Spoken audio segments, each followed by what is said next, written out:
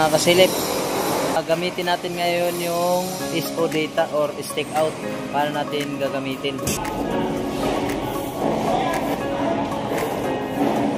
Una, cancel ba tayo? Tapos escape, function, hanapin natin ISO data, ISO.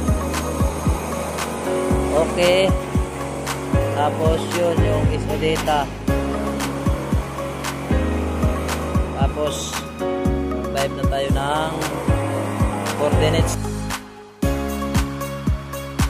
76 staying 994292929. So okay. Tapos tingnan mo yan guys yung degree nya or yan. So yan, dapat maging 0 yan. Ayan lang guys. Doon na nakatutok yan. Tataas yung laser na yan.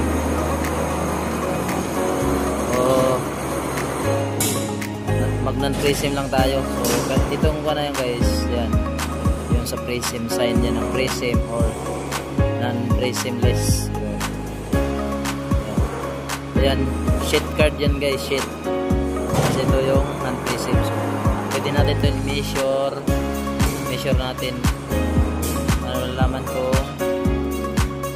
So 54.6 so 54.6 mm kapante.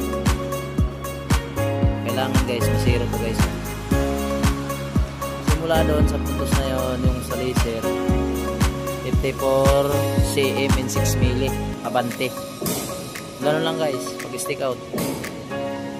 Yung kusa na yung sumusunod yung total basta tama lang yung pag-input mo ng coordinates.